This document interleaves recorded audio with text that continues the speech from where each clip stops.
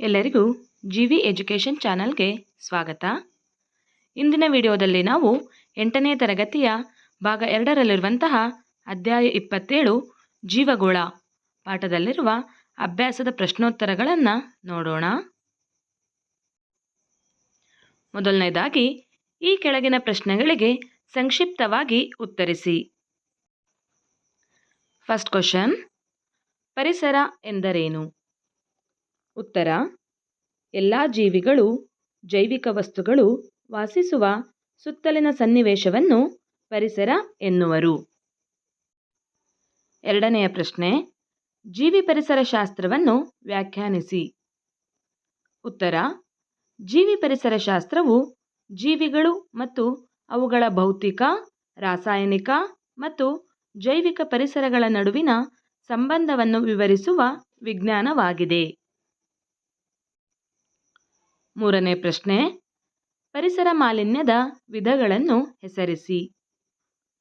ಉತ್ತರ: ಪರಿಸರ ಮಾಲಿನ್ಯದ ವಿಧಗಳೆಂದರೆ ವಾಯು ಮಾಲಿನ್ಯ, ಜಲ ಮಾಲಿನ್ಯ, ಮಣ್ಣಿನ ಮಾಲಿನ್ಯ ಮತ್ತು ಶಬ್ದ ಮಾಲಿನ್ಯ. ನಾಲ್ಕನೇ ಪ್ರಶ್ನೆ, ಜಲ ಮಾಲಿನ್ಯವನ್ನು ನಿಯಂತ್ರಿಸಲು ಕೈಗೊಂಡಿರುವ ಕ್ರಮಗಳಾವುವು? ಉತ್ತರ: ಜಲಮಾಲಿನ್ಯವನ್ನು ನಿಯಂತ್ರಿಸಲು ಕೈಗೊಂಡಿರುವ ಕ್ರಮಗಳೆಂದರೆ ಕೈಗಾರಿಕಾ ತ್ಯಾಜ್ಯ ವಸ್ತುಗಳನ್ನು ಸಂಸ್ಕರಿಸುವುದು, ಕುಡಿಯುವ ನೀರಿನ ಮೂಲಗಳನ್ನು ಸ್ವಚ್ಛಗೊಳಿಸುವುದು, ಚರಂಡಿ ನೀರನ್ನು ಸಂಸ್ಕರಿಸುವುದು, ಕಸದ ರಾಶಿಗಳನ್ನು ಜಲರಾಶಿಗಳಲ್ಲಿ ಹಾಕುವುದನ್ನು ಜನರು ನಿಲ್ಲಿಸುವುದು. ನೆಕ್ಸ್ಟ್ ಕ್ವಶನ್, ಜೀವವೈವಿಧ್ಯತೆ ಎಂದರೇನು? ಉತ್ತರ: ಒಂದು ಭೂಭಾಗದಲ್ಲಿ ಕಂಡುಬರುವ ಎಲ್ಲ ಬಗೆಯ ಸಸ್ಯಗಳು ಹಾಗೂ ಪ್ರಾಣಿ ಪ್ರಭೇದಗಳನ್ನು ಜೀವವೈವಿಧ್ಯತೆ ಎಂದು ಕರೆಯುವರು. ನೆಕ್ಸ್ಟ್ ಒನ್, ಈ ಕೆಳಗಿನ ಪರಿಕಲ್ಪನೆಗಳ ಅರ್ಥ ಬರೆಯಿರಿ. ಜೀವಗೋಳ. ಜೀವಗೋಳವು ಭೂಮಿಯ 4ನೇ ಆಯಾಮವಾಗಿದ್ದು ಎಲ್ಲ ರೀತಿಯ ಜೀವಿಗಳನ್ನು ಇದು ಒಳಗೊಂಡಿದೆ. ನೆಕ್ಸ್ಟ್ ಒನ್, ಪರಿಸರ ಸಮತೋಲನ.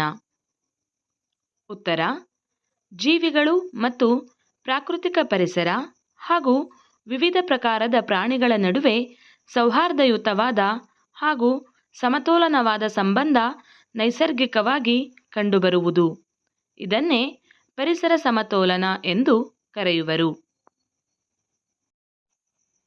ಮುಂದಿನ ಪ್ರಶ್ನೆ, ಜಾಗತಿಕ ತಾಪಮಾನ. ಉತ್ತರ: ಭೂಮಿಯ ಉಷ್ಣಾಂಶವು ದಿನಗಳು ಕಳೆದಂತೆ ನಿಧಾನವಾಗಿ ಹೆಚ್ಚುತ್ತಿದೆ. ಇತ್ತೀಚಿನ ಕೆಲವು ವರ್ಷಗಳಿಂದ ವಾಯುಮಂಡಲದ ಉಷ್ಣಾಂಶವು ಸ್ವಲ್ಪ ಪ್ರಮಾಣದಲ್ಲಿ ಹೆಚ್ಚಾಗಿದೆ. ಇದನ್ನೇ ಜಾಗತಿಕ ತಾಪಮಾನ ಹೆಚ್ಚಳವೆಂದು ಕರೆಯುವರು. ನೆಕ್ಸ್ಟ್ ಒನ್, ಹಸಿರುಮನೆ ಪರಿಣಾಮ. ಉತ್ತರ: ಹಸಿರುಮನೆ ಅನಿಲಗಳು ಭೂಮಿಯಿಂದ ಬಿಡುಗಡೆಯಾಗುವ ಉಷ್ಣಾಂಶವನ್ನು ಹೊರಹೋಗಲು ಬಿಡದೆ ಹೀರಿ ಸಂಗ್ರಹಿಸುವುದರಿಂದ ವಾಯುಮಂಡಲದ ಉಷ್ಣಾಂಶವು ಹೆಚ್ಚುವುದು. ಇದನ್ನೇ ಹಸಿರುಮನೆ ಪರಿಣಾಮವೆಂದು ಕರೆಯುವರು. ಮುಂದಿನ ಪ್ರಶ್ನೆ, ಓಝೋನ್ ಪದರದ ಕ್ಷೀಣತೆ. ಉತ್ತರ: ಇತ್ತೀಚಿನ ವರ್ಷಗಳಲ್ಲಿ ಹವಾನಿಯಂತ್ರಕಗಳು, ರೆಫ್ರಿಜರೇಟರ್, ಸ್ಪ್ರೇಯರ್, ಸುಗಂಧ ದ್ರವ್ಯಗಳ ಬಳಕೆ ಮೊದಲಾದವುಗಳ ಅಪಾರ ಬಳಕೆಯಿಂದ ಕ್ಲೋರೋಫ್ಲೋರೋಕಾರ್ಬನ್ಗಳು ಹೆಚ್ಚಾಗಿ ಬಿಡುಗಡೆಗೊಂಡು ವಾಯುಮಂಡಲದ ಓಝೋನ್ ಪದರವನ್ನು ತೆಳುವಾಗಿಸುತ್ತಿವೆ.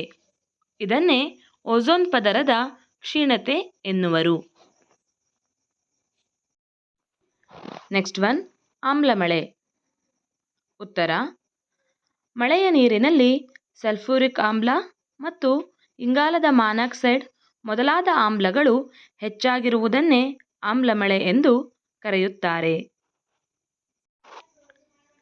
ಇದಿಷ್ಟು 8ನೇ ತರಗತಿಯ ಭಾಗ 2ರಲ್ಲಿರುವಂತಹ ಅಧ್ಯಾಯ 27 ಜೀವಗೋಳ ಪಾಠದಲ್ಲಿರುವ ಅಭ್ಯಾಸದ ಪ್ರಶ್ನೋತ್ತರಗಳಾಗಿವೆ.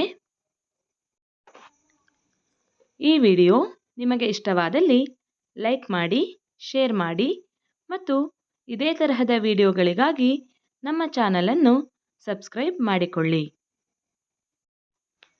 ಧನ್ಯವಾದಗಳು.